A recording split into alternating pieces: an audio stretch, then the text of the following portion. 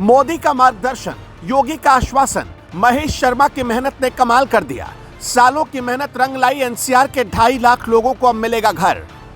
सालों से लटका था घर का सपना। दिल्ली से लखनऊ तक महेश शर्मा ने लगाई दौड़।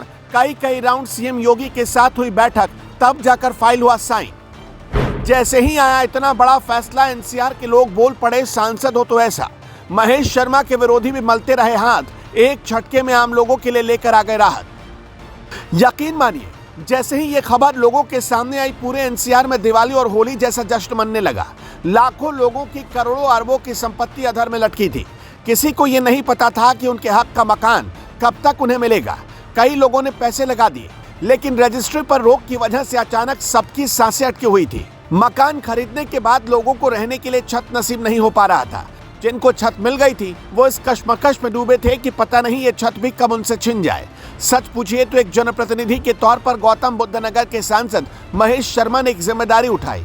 बायर्स की सुनने वाला कोई नहीं था, लेकिन यह आवाज सरकार तक पहुंचानी भी जरूरी थी।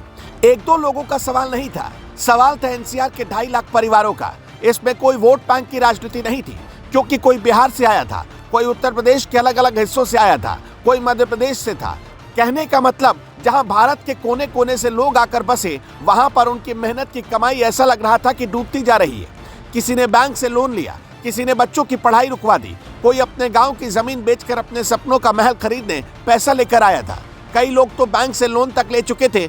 उन्होंने बिल्डर को लोन लेकर पैसे दिए ताकि सपनों का घर मिल सके। लोगों को घर तो नहीं मिला, पर बैंक का ब्याज हर महीने चुकाना पड़ता था। सोच कर देखिए, 50-60 हजार रुपए या उससे कम कमाने वाले मिडिल क्लास फैमिली पर क्या गुजर रही होगी, जब उसकी सैलरी का आधा से ज्यादा हिस्सा सिर्फ बैंक के कर्ज चुकाने में चला जाता है, और वो भी ऐसा कर्ज जिसमें उसे उसका घर मिला ही नहीं।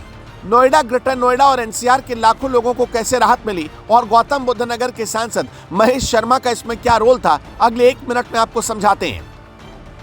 योगी सरकार ने नीति आयोग के पूर्व सीईओ अमिताभ कांत की रिपोर्ट पर मोहर लगा दी। इसके तहत रियल एस्टेट रेजिडेंशियल प्रोजेक्ट के डेवलपर को 2 साल का जीरो पीरियड दिया गया है। इस जीरो पीरियड का कोई भी इंटरेस्ट डेवलपर को नहीं देना होगा। इसका मतलब है कि इंटरेस्ट का बकाया जमा न करने वाले डेवलपर के प्रोजेक्ट में रहने वाले लाखों लोगों के फ्लैट की जो रजिस्ट्री रुक गई थी, वो रजिस्ट्री अब चालू हो जाएगी। रजिस्ट्री ना होने की वजह से पैसा लगाकर घर खरीदने वाले लोगों की सांसें अटकी हुई थी। खास तौर पर ग्रेटर नोएडा और नोएडा के रहने वाले लोग बहुत ज्यादा परेशान थे। हर दूसरी सोसाइटी में इस बात की शिकायत मिल रही थी कि उनकी प्रॉपर्टी की रजिस्ट्री नहीं हो पा रही है, और अक्सर जो बायर्स थे वो इस बात पर बवाल करते थे। लेकिन योगी आदित्यनाथ की सरकार तक महेश शर्मा ने सही वक्त पर नोएडा और ग्रेटर नोएडा के लोगों की प्रॉब्लम पहुंचा दी। आपके सामने कुछ तस्वीर दिखाते हैं। ये तस्वीर नहीं बल्कि सबूत है। ये तस्वीर है 25 जून 2023 की, जब ग्रेटर नोएडा में आई योगी आदित्यनाथ के सामने डॉक्टर महेश शर्मा बिल्डर और बायर्स को लेकर पहुंचे और एक्चुअल प्रॉब्लम मुख्यमंत्री के सामने रख डाली। अब दूसरी तस्वीर देखिए, 21 दिसंबर 2022 की यह तस्वीर, जब गौतम बुद्ध नगर के सांसद महेश शर्मा ने संसद में खड़े होकर यह बात रखी और खुद प्रधानमंत्री नरेंद्र मोदी ने उनकी बातों को सीरियसली लिया।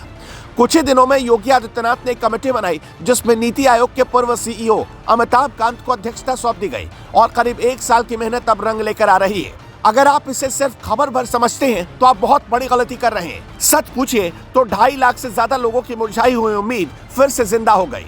ऐसे जनता के सांसद, मुख्यमंत्री और इस देश की आवाम की तकलीफ को अपना तकलीफ समझने वाले प्रधानमंत्री के लिए आप क्या कहना चाहते हैं? हमें कमेंट बॉक्स में अपना जवाब जरूर बताएं।